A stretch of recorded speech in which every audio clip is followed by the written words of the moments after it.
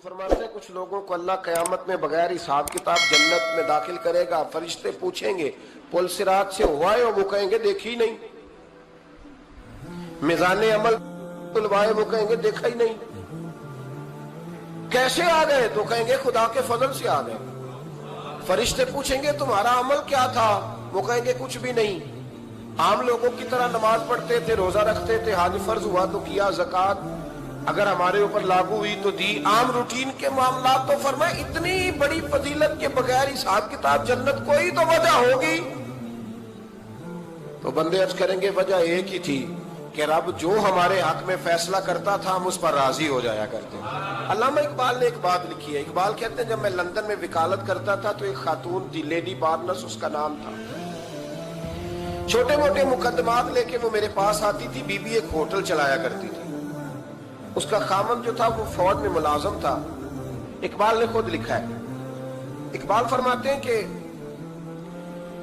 एक दिन वो खातून फिर किसी केस के सिलसिले में मेरे पास आई। तो जब वो आई तो उसने नकाब ओढ़ा हुआ था, बुर्का किया हुआ था। तो चूंकि उसने निकाब ओढ़ा था, मुसलमानों की निशानी थी। नकाब ओढ़ना किन की निशानी है? अल्लाह आपको खुश रखे। तो कहते वो निशानी चूंकि अहले इस्लाम की थी तो मुझे तजस्सुस हुआ। मैंने कहा लेडी खैरियत है मेम साहब, ये बुर्का पहना हुआ है? तो कहने लगी हंस के, इकबाल मुझे पक्का यकीन था कि आप जरूर पूछेंगे। तो मैंने कहा अच्छा तो ये बुर्का? तो कहने लगी अल्हम्दुलिल्लाह मैं मुसलमान हो गई। तो मैंने फौरन कहा कि आपका शौहर तो फौज में मुलाजम है, फौजी के लिए बदलना और फिर मुल्क की कानून और ये चीजें। तो कहने लगी उसने मुझे क्या कहना था, वो खुद कलमा पढ़ गया। तो कहती है मैं और मुतजस्सिस हुआ। वो केस की बात करती तो मेरा तजस्सुस बढ़ गया। मैंने कहा तू केस छोड़ के बता कलमा कैसे पढ़ा?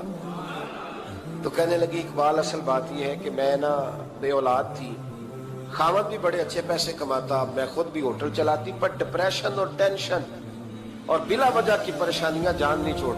ये टेंशन और डिप्रेशन का ना मुझे अरबी तर्जुमा कोई नहीं मिला। ये डिप्रेशन और टेंशन का ना मैंने तलाश किया है, लेकिन मुझे अरबी लुगत के अंदर इनके मानी मुझे लगता है कि उस जमाने में ये चीजें थी ही नहीं। होती तो इनका कोई नाम भी, ये आज है ना तो इसलिए आज के जमाने में ही नाम मुफ्त का, मुफ्त की परेशानी। तो कहती है मुझे टेंशन और डिप्रेशन रहती थी हर वक्त, बड़ी मैं परेशान रहती थी। मेरे साथ एक अजीब वाकया हुआ कि मेरे होटल में ना एक बाबा जी बर्तन मांजते थे, बूढ़े आदमी थे, 70 साल के करीब उम्र थी। उनका एक बेटा था, एक बहू थी, एक पोता था, लेकिन वो बेचारे बेटा बीमार रहता था तो लिहाजा वो खुद मजदूरी करते। कहते एक दिन वो बाबा जी मेरे पास आए, कहने लगे मेम साहबा 2-4 दिन की छुट्टी चाहिए। तो मैंने कहा खैरियत है? कहने लगे मैडम मेरा बेटा फौत हो गया। बेटा, आपको पता है बाप का जनाजा पढ़ना आसान है, बेटे का जनाजा उठाना बड़ा मुश्किल काम। कहती है मैं कुछ लिख रही थी, मेरे हाथ से कलम गिर गया। मैंने खुद गाड़ी भेजी, बाबा जी गांव चले गए जहां वो रहते थे।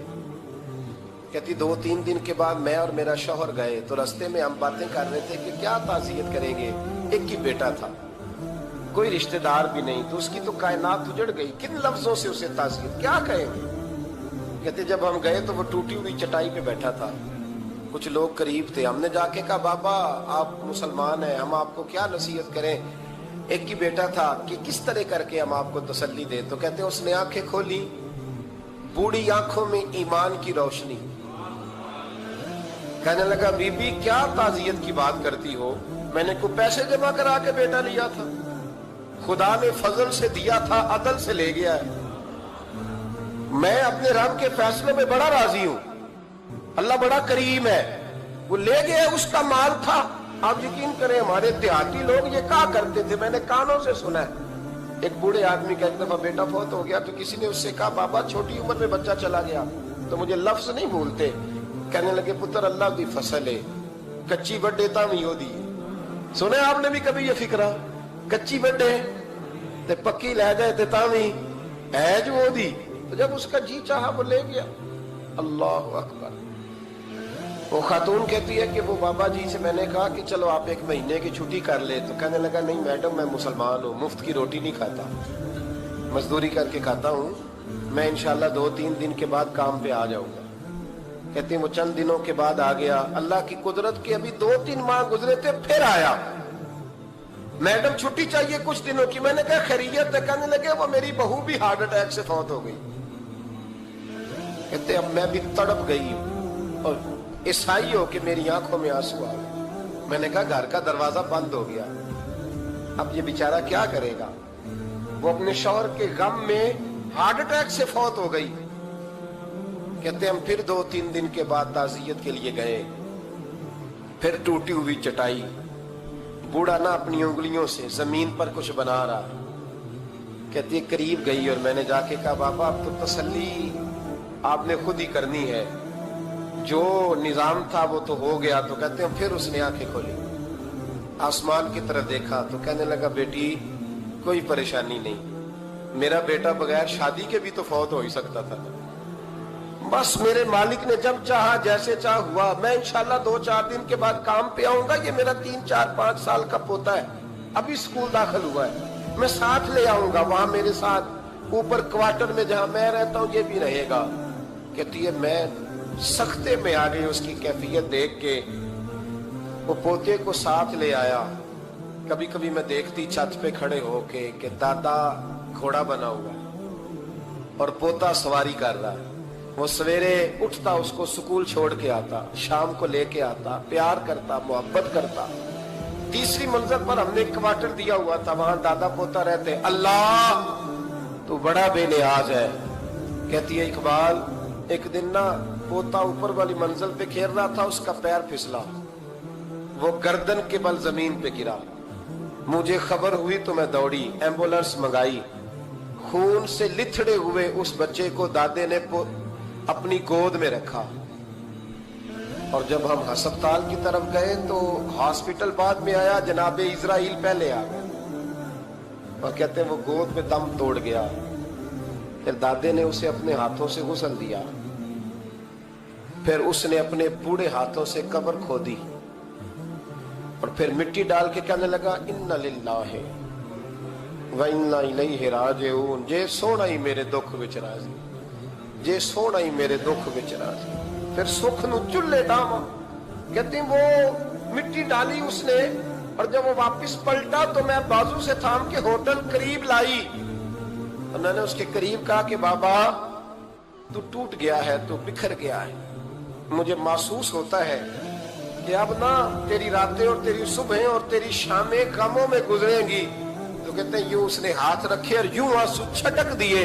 कहने लगा मैडम क्यों क्यों, मेरे अंदर कोई अकीदा नहीं, मैं कोई लवारस हूं, मेरा कोई रब नहीं, मैं क्यों परेशान रहूंगा। मैं तो पका हुआ फल हूं, थोड़े दिन गुजरेंगे कब्र में जाऊंगा और जब जन्नत में जाऊंगा तो अल्लाह मेरी बेटे से भी मुलाकात कराएगा, मेरे पोते से भी मुलाकात कराएगा, मेरा रब सारी मुलाकातें करा देगा। मैं अपने अल्लाह की रजा पे बड़ा राजी हूं।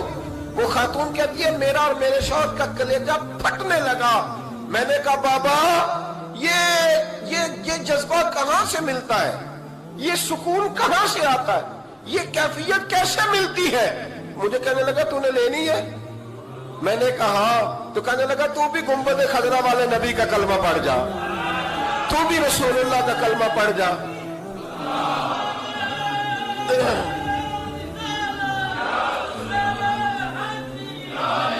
मेरे महबूब का कलमा पढ़, अल्लाह तुझे सुकून अता करे। एक हदीस ना पढ़ लो मुस्लिम शरीफ से, बुखारी से एक हदीस ना पढ़ लो ताकि ये बात मजबूत हो जाए। हजरत अबू तलहा रदी अल्लाह ताला, बेटा शदीद बीमार, मजदूर आदमी थे, कई दिनों से घर थे। बीवी कहने लगी अगर आप घर में बैठे रहेंगे तो खाएंगे कहां से, जाओ आप मजदूरी करो, मैं बेटे को देखती हूँ। अबू तलहा मजदूरी करने चले गए। शाम को आए तो बेटा फौत हो चुका था। औरतें बेहौसला होती है ना अक्सर, पर बीवी ने सफेद कपड़ा डाल के कमरे में रख दिया। बेटा, माँ और बेटा वो नाप तक है रिश्ता। बेटे में सफेद चादर डाल के कमरे में रख दिया। हजरत अबू तलहा अंसारी आए, बेटे का क्या हाल है। कहने लगी अल्लाह की रहमत में है। अल्लाह की कैसा जुमला है, अल्लाह की रहमत में है। खामद ने खाना खाया, बीवी से मिलने को दिल किया तो मुलाकात हुई। फारिग होके बैठे, تو خاتون اٹھ کے نا خامد کے قریب گئی, اس کا ہاتھ تھاما, کہنے لگی نبی کریم علیہ السلام کے صحابی ہو, ایک مسئلہ دریافت کرنا تھا, بتاؤ گے؟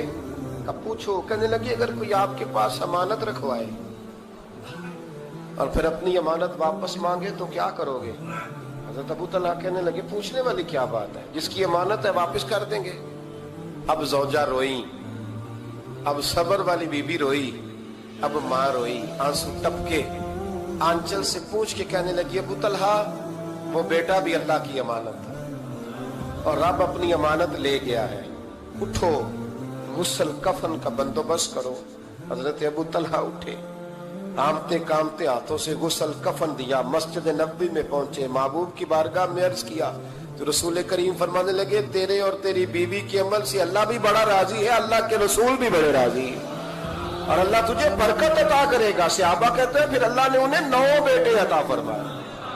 پھر اللہ نے انہیں اللہ کی رضا پہ راضی رہنا سیکھو, اللہ کے قریب چلے جاؤ گے, اللہ کی رضا پہ. حضرت سفیان ثوری دعا مانگ رہے تھے, یا اللہ راضی ہو جا, یا اللہ راضی ہو جا, یا اللہ راضی ہو جا, دعا مانگ رہے تھے. بی بی رابعہ بصری پردے کے پیچھے بیٹھی تھی, جب دعا لمبی ہو گئی تو کہنے لگی سفیان بس کر, کوئی اگلا لفظ بھی بول, بس کر. آپ فرمانے لگے تجھے کیا ہوا؟ تو کہنے لگی تو کب سے کہہ رہا یا اللہ راضی ہو جا, یا اللہ راضی ہو جا, پہلے اپنے دل پہ ہاتھ رکھ کے بتا تو اللہ سے راضی ہے؟ تو راضی ہے اللہ سے؟ تو روز نہیں کہتا پیسے نہیں ہے میرے پاس مجھے دے, تو روز نہیں کہتا یا اللہ فلانی چیز کوئی نہیں دے, اے اللہ فلاں کو دے دیا مجھے کیوں نہیں دیتا معاذ اللہ, تو روز شکوے نہیں کرتا؟ فرمایا پہلے تو راضی ہو جا. ترمذی شریف کی حدیث ہے, میرے نبی کریم علیہ السلام نے فرمایا تم اللہ کے دیے ہوئے تھوڑے رزق پہ راضی ہو جاؤ, اللہ تمہاری تھوڑی عبادت سے راضی ہو جائے.